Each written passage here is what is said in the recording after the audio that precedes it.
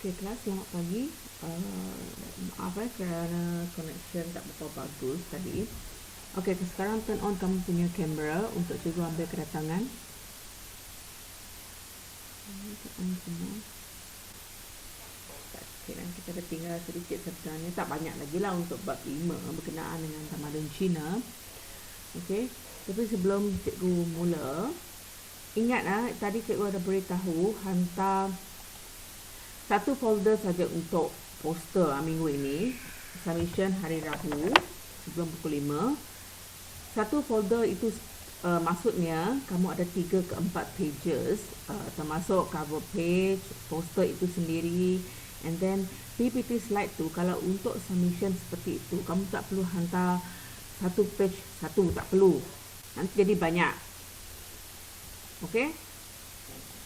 Kamu letak satu page mungkin 6 slide, so lebih kurang kamu akan ada maksimum dalam 10 ke 15 slide lah. So per page kamu just letak 6 macam tu. Alright? Asalkan boleh nampak, jangan terlalu kecil lah. Okay? So hantar satu folder saja untuk final submission bagi poster. Alright? Boleh faham Kamu boleh kena edit semula kalau ada yang sudah hantar. Okay? Letak per page tu 6 slide untuk PPT. Jangan hantar 2 folder, sebab ada grup yang sudah hantar, dia hantar 2 folder kepada cikgu, satu PPT. Tak perlu hantar seperti itu. Okey. PPT slide tu untuk submission kamu just untuk cikgu akan terima kamu letak satu page mungkin 6 slide macam tu untuk jimatkan ruangan. Okey. Untuk kamu present saja nanti. Dan untuk PPT slide buat bentuk mind map. Faham? Bentuk mind map. Kamu tak perlu masukkan setiap ayat ke dalam kamu punya PPT. Sebab kamu bukan membaca, kamu present. Okay? So setiap benda yang kamu present nanti kena ada explanation untuk poster tersebut. Bukannya baca daripada PPT slide, tidak. Kamu kena explain. Okay, bukan membaca PPT slide kamu. Okay. So pastikan kamu tahu apa yang kamu buat.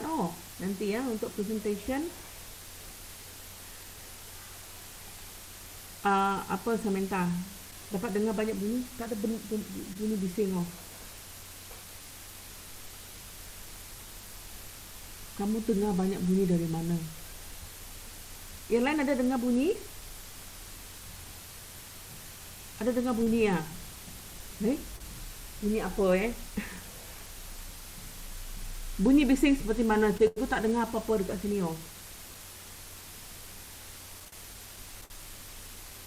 Macam tu mungkin sebab line mungkin sebab line Cikgu tak dengar apa-apa bunyi sebab sunyi cikgu dalam bilik. Okey, tak apa, kamu tutup kamu punya kamera.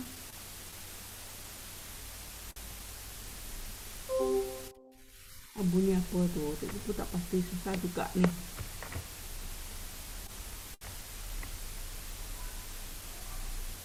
Cuba tutup kamera.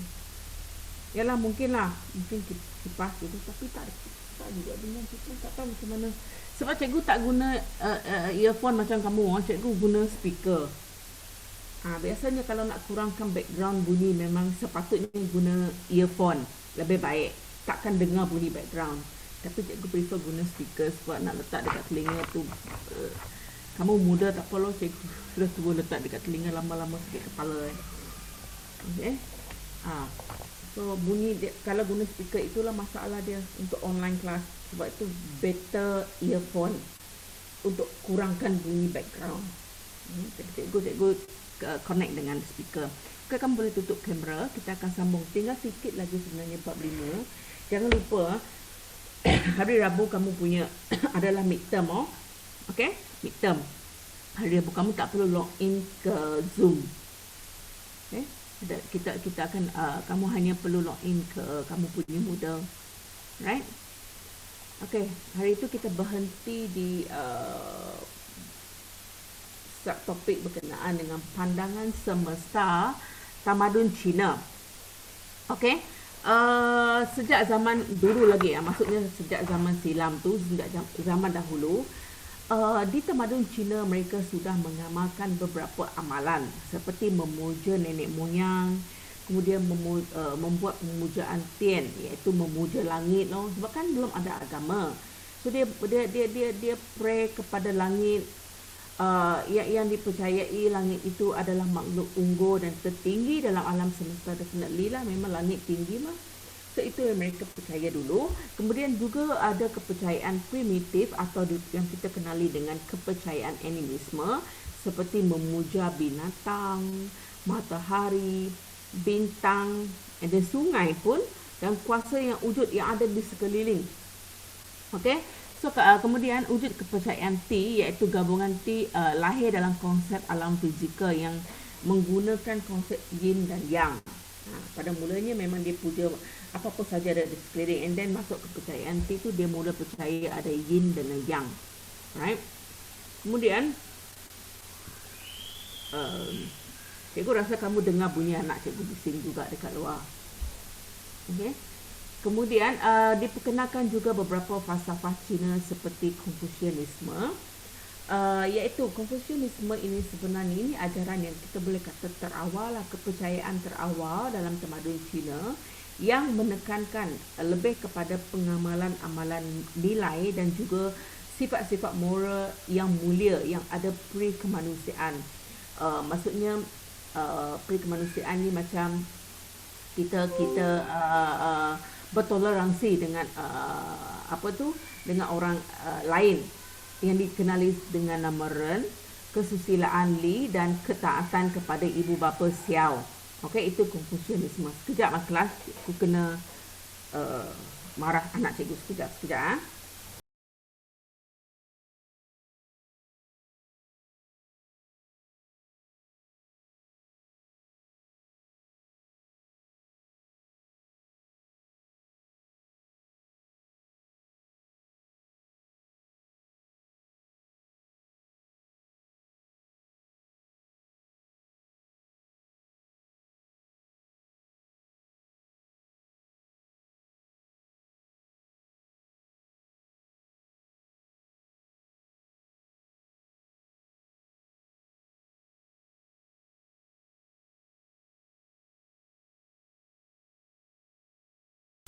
Okey kelas, sorry ya. Cikgu ada 3 orang nak semua masa ini makan akal. Okey.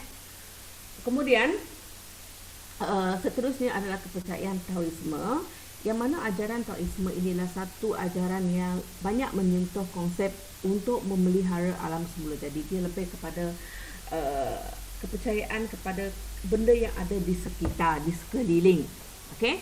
Kemudian Maoisme pula ada ajaran yang mementingkan kasih sayang. Okey, dan mengecam.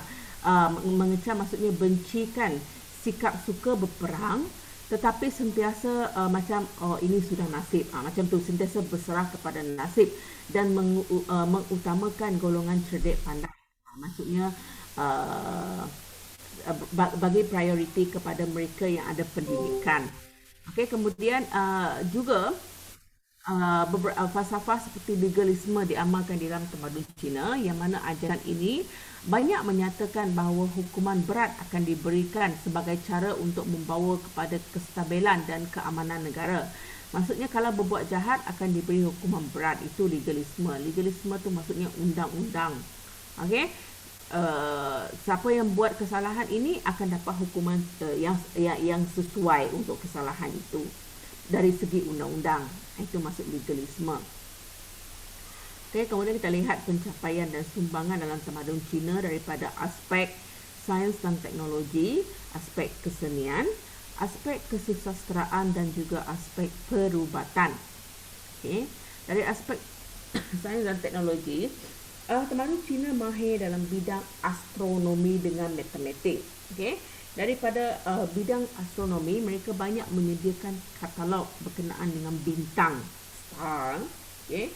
Dan juga mereka pandai merekod berlakunya kejadian gerhana dan komet angkasa lepas sana. Okay? Dan juga turut memperkenalkan sistem kalender. Dari bidang matematik pula, mereka sangat pandai menggunakan sempua. Even sekarang cikgu rasa pun banyak yang menggunakan sempua, kan? Dan menghasilkan karya matematik menggunakan kaedah kuantitatif negatif. Dan juga mahir dalam mengenal pasti sistem pi, iaitu sistem pecahan dan sistem perpuluhan. Ini diamalkan sampai sekarang. Alright? Itu daripada sains dan teknologi. Kemudian dari segi teknologi pula, mereka mula menghasilkan abah-abah yang diikat pada dada, iaitu breast strap harness. Maksudnya tali yang digunakan ikat pada kuda, okey, untuk membolehkan kuda bawa muatan lebih berat dengan lebih mudah. Ini yang dinamakan abah-abah tali ni. Dan mereka juga mencipta kereta sorong untuk bawa muatan, okey, dan buat kertas daripada tumbuh-tumbuhan. Itu sekarang pun banyak yang guna tumbuh-tumbuhan buat kertas, kan. Juga mahir dalam teknik penciptaan kompas dan juga penciptaan bahan letupan. Itu daripada aspek teknologi. Line tak berapa bagus ke kelas? Kenapa macam ramai yang disconnected?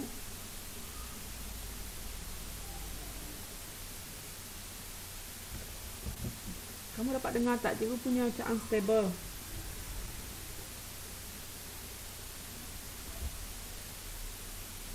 Dapat dengar suara kelas?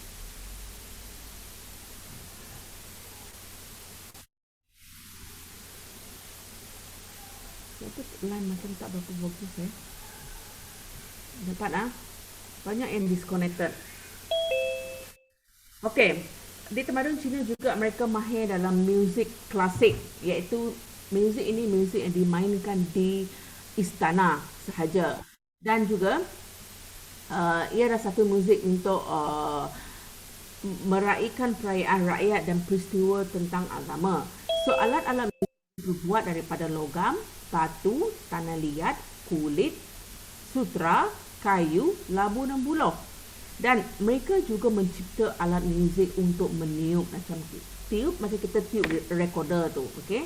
Kemudian gendering, memetik, macam kamu petik gitar, dan menggesek. Menggesek itu maksudnya macam apa tu, bila kamu bermain violin, itu menggesek, okey.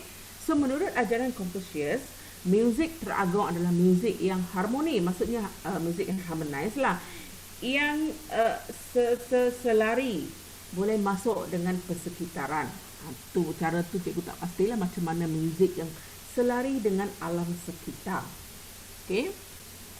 Kemudian um, di tamadun Cina juga, mereka sangat mahir dalam ilmu kaligrafi. Ini kamu sendiri tahu kan, kamu juga belajar kaligrafi kalau tak silap. Kaligrafi Cina dianggap satu bentuk tulisan yang unik dan membayangkan personaliti seseorang. Yang mana kita boleh lihat kaligrafi ini dalam bentuk scroll, ada di batu juga, tembok maksudnya dinding ya, kuil, papan tanda dan pintu gerbang. Dia hanya perlu, kalau kaligrafi ini hanya perlu gunakan dakwat, berus, kertas dan sutra. Cikgu dah tengok kebanyakan di rumah orang Cina, kawan-kawan Cina juga. Banyak lukisan ini, kaligrafi ini di dinding rumah. Okey, mungkin dia ada satu simbol untuk kamu tahulah kan. Okey. So itulah satu cantik jugalah, cuma kalau kita lihat kan dia macam dia sebenarnya mewakili sesuatu. Dia mesti ada dia lah. So kebanyakan orang akan letak di rumah. Okey, kemudian seni lukis. Tamadun Cina juga mereka terkenal dengan seni lukis, dan perkara ini ada kaitan dengan kaligrafi dan puisi. Dan kebanyakan lukisan Cina bersifat simbolik seperti orkid, bunga plum dan pokok pine tua. Okay? Dan ini menunjukkan personality juga. Juga menunjukkan perasaan dan jiwa seorang pelukis. Ini pun cikgu selalu nampak di orang Cina. Okay? Dia ada simbol tertentu. Tak tahulah kalau kamu faham ke tak lah. Tapi parents kamu mesti ada sebab kenapa mereka letak ini di rumah. Kamu boleh tanya mereka. Cikgu percaya ini satu rangkap puisi dalam bahasa Cina. Okey, cikgu tak tahulah, tak pasti, tapi macam puisi lah. Right? Kemudian tamadun Cina juga kaya dengan kemahiran seni bena. Ini ya, kita boleh nampak benaan ini di Sibu sendiri, iaitu tokong Tua Pekong. Okey, so bangunan dalam tamadun Cina dibina mengambil kira kedudukan berdasarkan feng shui. Okey, dan biasanya benaan dia mesti menggunakan kayu yang sangat berkualiti tinggi. So satu ciri bentuk benaan seperti pavilion dan pagoda, yang itu kita punya tokong Tua Pekong di Sibu ini adalah bentuk pagoda. Okey, exactly macam ini jugalah bentuk dia. Kalau ada yang pernah masuk, kamu tahu bagaimana loh. Okey, dulu mereka kata dibenarkan masuklah untuk lawatan. Cikgu tak pernah pergi, cikgu selalu lalu sahaja. Okey, mungkin ada satu masa nanti tengoklah kalau kita boleh buat lawatan ke sana ke. Okey, semua itu selepas kalau kita tak ada pandemik lagi lah. Sekarang I don't think dia akan benarkan sesiapa masuk. Tapi dulu ada pelajar dia kata boleh masuk. Okay. Kemudian tamadun Cina juga mempunyai kemajuan dalam bidang kesusastraan literature, iaitu penggunaan bahasa Cina. Ini membawa kepada perkembangan sastra Cina tanpa gangguan dan mempunyai fungsi sosial dan politik selain fungsi sastra. Okey, tak tahu kamu boleh baca ke tak lah, tapi ini bentuk sastra lama. Kamu tengok dia letak bukan dalam kertas. Ini macam kulit kayu yang tebal tu. Sekarang I don't think ada benda ni, semua dalam bentuk kertas. Okey. Kemudian dari segi perubatan pula, ini masih diamalkan sampai sekarang, itu acupuncture untuk membetulkan peredaran darah. Ramai mungkin ada antara kamu parents, kamu suka kaedah perubatan ini, dan juga banyak menggunakan bahan ubatan dari herba, binatang dan sumber galian. Kalau tak silap di Sibu ada klinik untuk mendapatkan rawatan tradisional, ada doktor perubatan tradisional di Sibu, ada klinik tersebut. Okey. Kebanyakan dia tak tahulah bagaimana fungsi acupuncture ni, tapi ramai yang suka guna. Mereka kata lepas buat ini berasa lebih segar. Okey, yang pernah try kamu tahulah kan. Kemudian kita lihat interaksi ketamadunan yang berlaku dalam tamadun Cina. So bila ini berlaku, ia menukar kepercayaan beragama dari animisme ke supernaturalisme. Supernaturalisme ini adalah satu pandangan yang mengatakan bahawa alam ini bersifat tinggi. Itu menurut Buddhisme. Okey, maksudnya ada yang lebih tinggi daripada kita dalam alam ini. Iaitu kita percaya, Buddhisme ini percaya kepada Tuhan mereka. Okey, itu yang dipercayai. Daripada animisme mula percaya kepada benda yang lebih tinggi yang kita tak nampak. Of course kita takkan nampak lah, tapi kita percaya ianya wujud. Okey. Kemudian dari berlaku juga interaksi dari segi kebudayaan bila pertukaran agama dilihat dalam misi diplomatik, iaitu adat pemberian ampau bermaksud sampo merah. Ini wajiblah setiap kali tahun baru Cina kan. Sesiapa yang belum berkahwin walaupun sudah tua tak perlu beri ampau. Itu yang pelajar beritahu cikgu. Cikgu ingat dia belum kahwin, kalau sudah tua kena beri ampau, tapi dia kata tak perlu. Hanya yang sudah kahwin saja akan beri ampau walaupun sampai tua tak kahwin. Okey. So ini hanya yang diberikan orang yang berkahwin kepada kanak-kanak dan yang belum berkahwin. Okey. Kemudian seterusnya, okey, pelbagai jenis kaedah rawatan diperkenalkan tadi seperti akupunktur dan penggunaan herba sampai sekarang pun masih ada. Kemudian begitu juga kaedah teknologi diperluas seperti cara melombong, pertanian dan pertukangan yang lebih maju dan menggunakan teknologi baru seperti penghasilan gula, okey, lilin, kertas dan bahan letupan. Okey.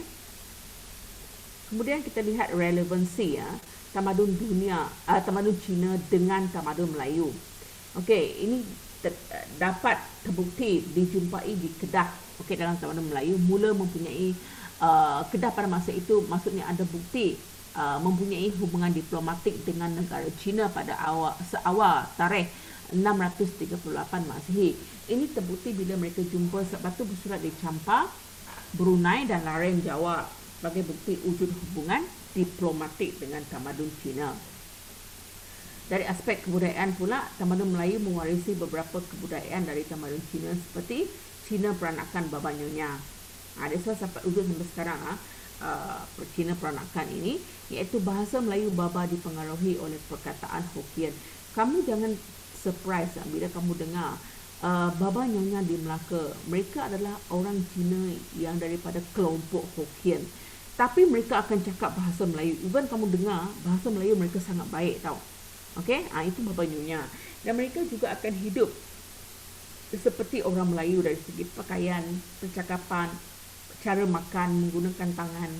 Okey. So cara masakan mereka juga dipengaruhi oleh cara masakan orang Melayu. Dan mereka akan gunakan sarung dan kain batik seperti orang Melayu juga. Okey. Kalau kamu pergi Melaka, kamu akan jumpa Baba Nyonya. Memang exactly macam orang Melayu cara hidup. Cuma mereka adalah orang Cina yang berbahasa Hokkien. Jarang guna bahasa Hokkien juga. Mereka akan cakap bahasa Melayu. Okey. Kemudian ini untuk yang perubatan tadi, akupunktur dan herba digunakan pakai sebagai salah satu alternatif perubatan sampai sekarang juga. Okey, mungkin perubatan moden kamu rasa belum lagi dapat menyembuhkan kamu. Maksudnya bukan kita kata tak baik lah. Maksudnya kamu rasa belum selesa. Sudah makan ubat tapi belum selesa, boleh cuba perubatan Cina juga. Mungkin dia ada kaedah seperti urutan, mengurut, kemudian akupunktur ataupun apa nama yang letak gelas yang keluarkan darah kotor tu. Kita ingat nama dia. Alright. Mungkin guna cara seperti itu untuk membuatkan badan lebih selesa. Okay.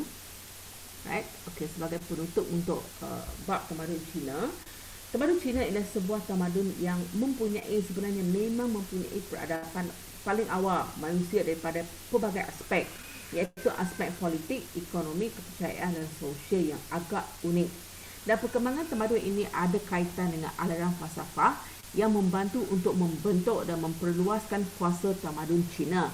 So, sumbangan dan jangka hayat yang panjang membolehkan tamadun ini berada di kemuncak kegemilangan atau kejayaan yang boleh dikongsi dengan tamadun lain. Okey, itu keunikan tamadun Cina. Alright kelas, setakat ini ada soalan untuk tamadun Cina, satu bab yang agak sangat panjang. Ada soalan?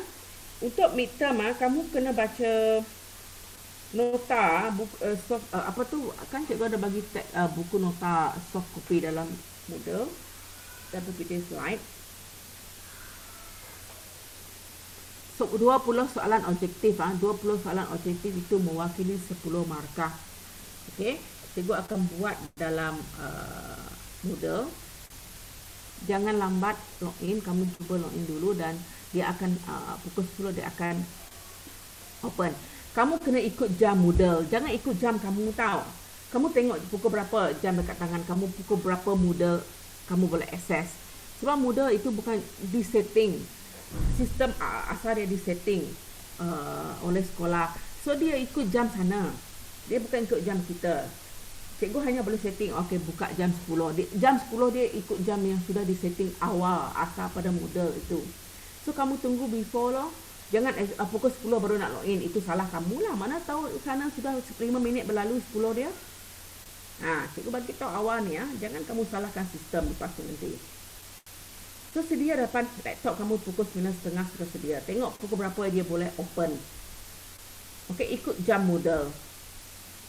Okey, soalan 20 soalan cikgu akan bagi masa 35 minit. Okey? Yang mewakili 10 markah. Okey, cikgu akan bagi masa 35 minit. Means 10 AM sampai 10.35 saja kamu boleh jawab. Right? Kena submit before 10.35. Jangan beritahu cikgu kamu tak sempat submit. MCQ cikgu tak dapat buat apa-apa. Kamu tak submit langsung tak ada markah. Okey? Sebab kamu tak perlu download. Kamu buat melalui Moodle semua. Tak perlu download keluar macam kamu selalu buat latihan. Semua melalui Moodle. Okey? Tolong jangan careless. Kamu careless, cikgu tak dapat buat apa-apa. Itu kelemahan online sebenarnya. Okey? Kita tak dapat lawan sistem. Tak dapat buat pun kalau kamu tak submit. Tak dapat cikgu nak buat apa-apa. Tak submit, tak ada rekod. Alright? Sebab semakan pun automatically dia akan semak dalam Moodle. Okey, faham tak arahan? Alright. Untuk bab ini, cikgu nak kamu buat latihan. Kamu boleh access latihan pada pukul 10.35. Okey? 10.35 sekejap saja lagi. So, kamu buat dan hantar 12.30. Boleh tak? 12.30 hantar. Okey? Maksudnya hantar before 12.30. Jangan ngam-ngam 12.30 kamu sibuk nak hantar. Lepas tu nanti kata cikgu saya tak sempat. Okey, kamu kena belajar. Sebenarnya masa cikgu drag itu panjang daripada sepatutnya kamu siapkan benda ni. Masa yang diberi sudah sangat panjang. Tak tahu kenapa pelajar kata masih tak sempat siap. Kamu kena ubah kamu punya time management. Alright, baik, kena pandai manage masa. Okey, ada soalan sebelum cikgu tutup Zoom? Jangan lupa Rabu midterm tak perlu online Zoom. Kamu buat midterm ikut masa kelas pukul 10 sampai 10.35, tak perlu online Zoom selepas habis midterm, tak perlu. Okey, dan hantar poster sebelum pukul 5 petang juga pada hari Rabu. Okey? Faham Faham tak? Jangan kata cikgu tak beritahu lagi Cikgu sudah beritahu di sini. Okay, alright. Sekarang kamu sambung dengan latihan dan kita akan jumpa balik dalam Zoom next week hari Isnin. Alright? Okay? Okay, good luck untuk midterm kamu 20 soalan Alright, okay. Bye-bye.